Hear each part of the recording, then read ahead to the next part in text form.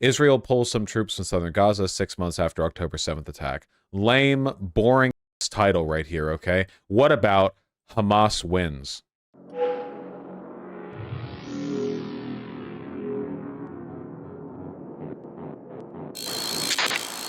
What about Hamas wins, folks? What about that title? Huh? What happened to that one? No? Too much fun?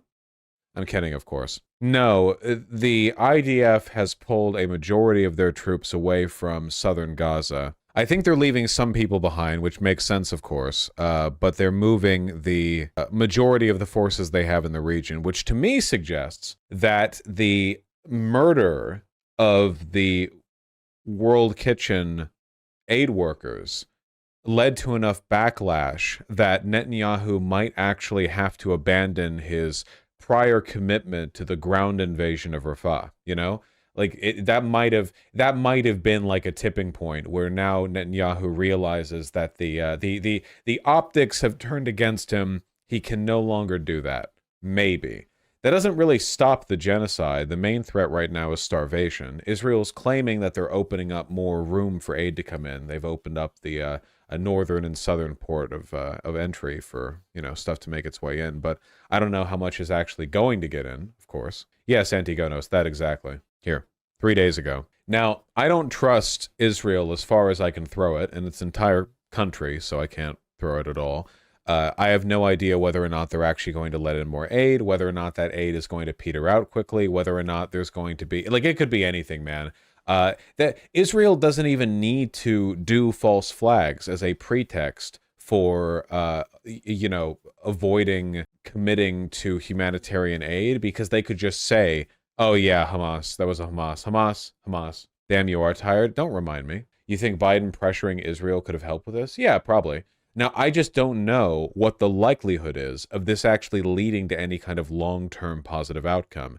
Because, again, the invasion of Rafah was a big threat. The starvation, like how much is actually going to be done? And also, considering the fact that it seems pretty clear that Netanyahu wants to take the entirety of the Gaza Strip, you know, what happens if they do open up aid and they don't invade Rafah? How long does this state of affairs continue? We now have like 2 million Palestinian refugees packed into an incredibly dense area where they'll be, what, just year by year, they'll rely on truckload after truckload of aid. Egypt won't take them. They can't go back to their homes up in the center and north of the Gaza Strip.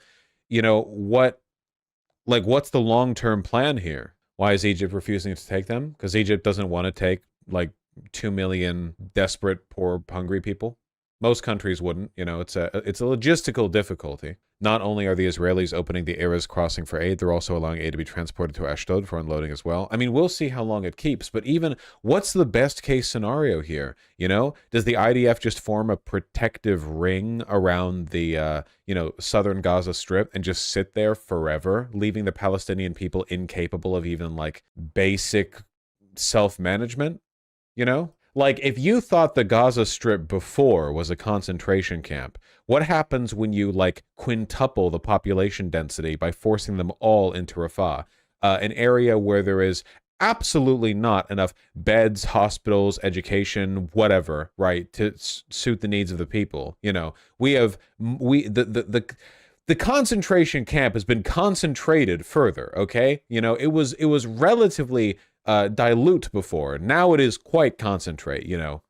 This is the kind this is like a camp so concentrate. This is the stuff they hook up to those soda machines at the movie theaters, you know, just a little bit of the concentrate along with a bunch of fizzy water. Kowloon walled city of Gaza. At least they had a civil society. They're claiming this is to prepare for the invasion of Rafah. Israeli troops are being withdrawn from the battle-scarred city of Khan Yunis to prepare for a new offensive into Rafah in the southern Gaza Strip, the country's defense minister announced Sunday. Addressing military commanders, Yoav Gallant said forces were being temporarily pulled from Khan Yunis, about 10 kilometers from the Egyptian border, and are preparing for their future missions in the Rafah area.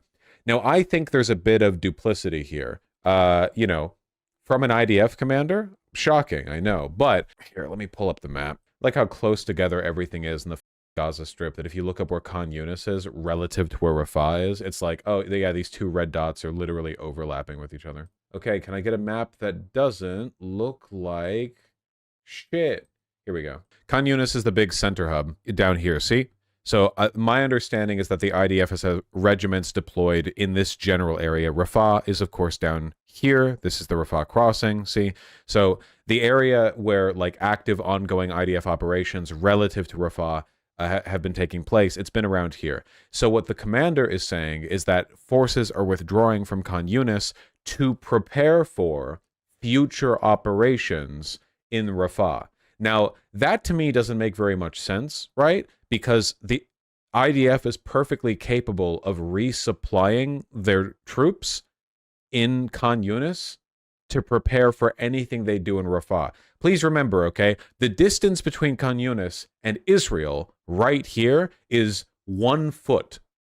1 single foot. From this point on the map, you take 1 step and you're in Israel. Very, very, very small distances here, okay? So the idea that they're pulling back to resupply and prepare, and that doesn't make much sense to me. It's possible, right? Like, you know, I'm not a military expert, but it's not like Rafah is some kind of, like, you know, citadel that they need to crack. If they began a real campaign into Rafah, they already have the manpower to do it.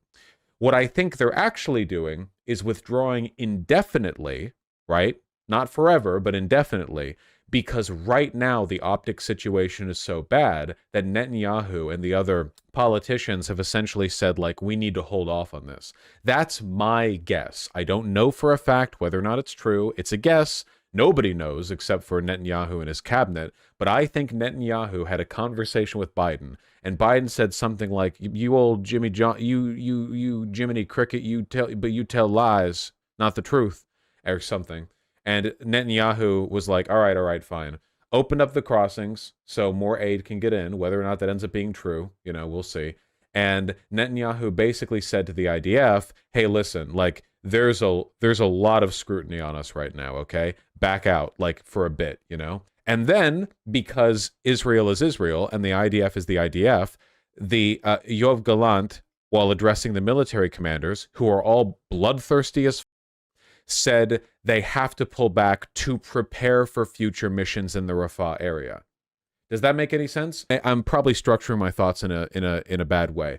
The timeline of events here gives me the impression that the IDF needs to take a break because right now a ground invasion of Rafah would be catastrophic for Israel's reputation and potentially even support from the United States. But because they're still bloodthirsty fascists who want to commit a genocide, when addressing the military commanders, Yoav Gallant had to say, you know, hey, we're pulling back, but don't worry. We're pulling back to prepare for our future missions in the Rafah area. Now, what does that mean? Does it mean a future invasion? Does it mean that they're going to do special military operations like they did before? You know, they fire a couple rockets, send a few people in, kill a dozen people, whatever. Of course, I don't know. Gallant reiterated Israel's position that hostilities will continue until, quote, we will reach a situation where Hamas does not control the Gaza Strip and where it does not function as a military framework that poses a risk to the citizens of the state of Israel. Right. So, or pulling back from more bombings? Yes, very possible, very possible. Vaush, there are some reports they may begin evacuating civilians from Rafah. Unclear if the IDF will make refugee camps or where the refugees will go. Some think the withdrawal is just to let the troops get some rest. Being able to reuse these same troops mean they won't have to bring in new people from the population. Dude, what, respectfully, what massive pussies would the IDF have to be to need some R&R after fighting Hamas in an area so close to their home country that they could have walked to their deployment? Like, man, seriously? You need to go back to your motherland for some R&R after that? That's the, like, you're at risk of fatigue over this? At least you're getting food, unlike the civilians you're killing. Sounds like the Israel version of Stand Back, Stand By. Yeah, I think so. 15-minute walkable wars, yeah. Really speaks to how great a threat Hamas poses to them, by the way, that they can just, you know, take such a leisurely pace about all this. Israeli Channel 13 military correspondent. The Israeli military aims to begin evacuations from Rafah within a week. Does this mean evacuations of the troops from southern Gaza, which is like near Rafah, right? Like the area? Or do they mean civilians? Because that's a pretty critical distinction. That's a massive like distinction. Well, where would they even bring the people from Rafa? It's like 2 million people. Where on earth would they take? My guess is if they were going to take anyone, they would. Okay, my cynical guess is that if they do evacuations, what they would do is they would take a very tiny portion of Rafa's refugee population and funnel them back up north to the bombed out wasteland of Gaza City so they could pretend they're taking steps to protect the civilians. You know, like basically, hello, rest of the world. Look at what we're doing to protect. Look at all these haggard, starving people. Hamas has stolen their food and their fuel. We're saving them from Hamas. Look at us. We have soldiers guarding a convoy of innocent Palestinians, not like Hamas, who were killing them and stealing their food in Rafah. And now that we've gotten like 15 people out of there, now to save the rest of them, now we must invade. You know, there's something like that. Some bullshit. That's what I expect they would do. That's about as subtle as I would expect from them. So whatever. Yeah, they would only evacuate women and children. Maybe not even elderly men, like just maybe no men, you know. Got to really push that point. I apologize for my constant cynicism, but in fairness, has the IDF in the past 6 months done anything good? Like anything? Has Israel at any point in the past 6 months done something not monstrous? There's no back and forth here. They've been pretty just everything they do, you know? You mean military age males 3 to 85? Yeah, exactly. This flew under the radar, but Israel seized the largest amount of land since the Oslo Accords recently. Oh yeah. Like it should go without saying that while Israel continues to pretend that this is about stopping Hamas, the slaughter and seizure of land in the West Bank has continued at a faster pace than ever. You know, this is like the fastest rate of seizure. Israel's far-right finance minister Bezalel Smotrich announced the seizure of 10 square kilometers of Palestinian territory in the West Bank on Friday. This marks the single largest land seizure by the Israeli government since the 1993 Oslo Accords.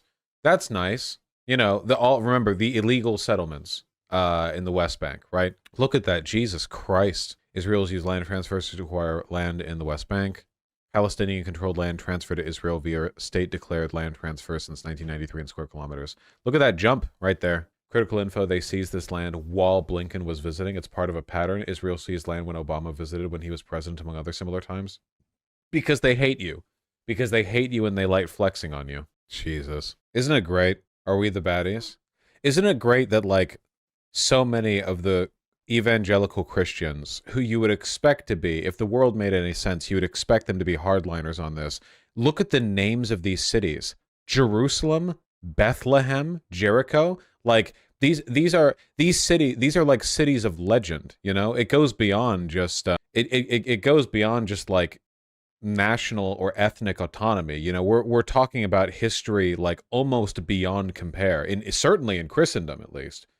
You know, like, yeah, they literally bombed Bethlehem. That's exactly why they want Israel to have them, but Israel will destroy them. Israel doesn't care at all about the like Abrahamic heritage of these places at all. Seriously, like if you take the like cultural preservation of these areas has been dutifully upheld, not perfectly, you know, we're not like doing the romantic, you know, Palestinians are noble savages bullshit or whatever, but in spite of all the conflict in the region, so much has been preserved and so much has been lost to Israeli J-dams, you know, and all for what? So they can take this land? Yeah, I don't think the people in power in Israel are really Jewish anyway. Like, they're ethnically Jewish, but I don't think they're religiously Jewish. Like, they don't give a f.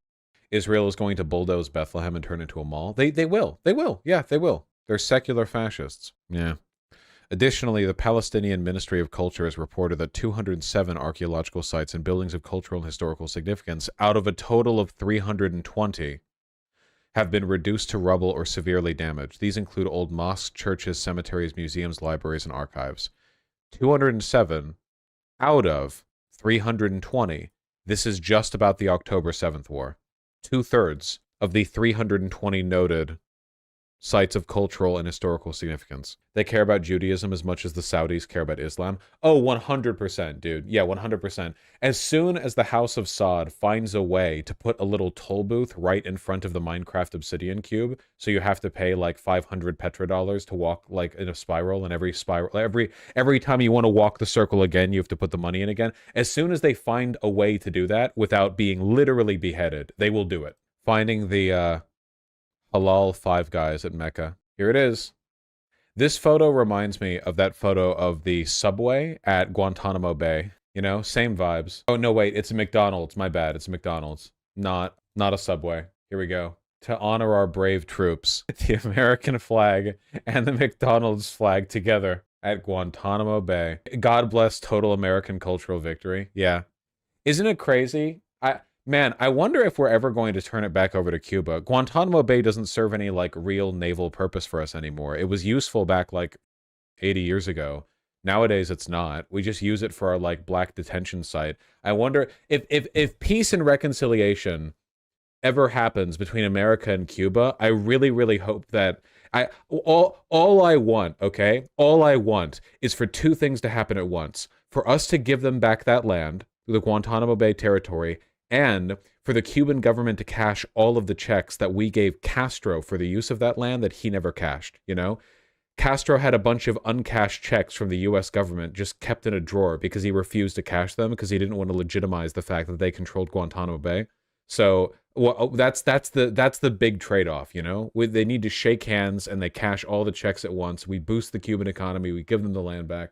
Bank of America goes broke. Yeah. Cold War Uber power. Yeah, as the Well, There's Your Problem podcast noted, that was actually Castro charging up the ultimate weapon of mass destruction, which would have been like cashing all of those checks right as the US had some kind of like fiscal, you know, like we run up against the budget. You know, we're having like the debt ceiling limit debate, and right as we hit that point, Castro slams all the checks down at once, bankrupts the US, a catastrophic financial weapon beyond compare. He's charging it up with every check he gets. Think any of the communist revolutions throughout history so far have been genuinely good for socialism?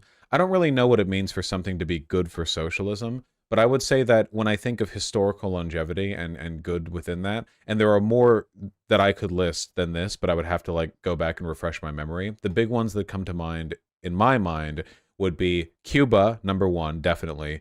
Vietnam, Burkina Faso, Bolivia. The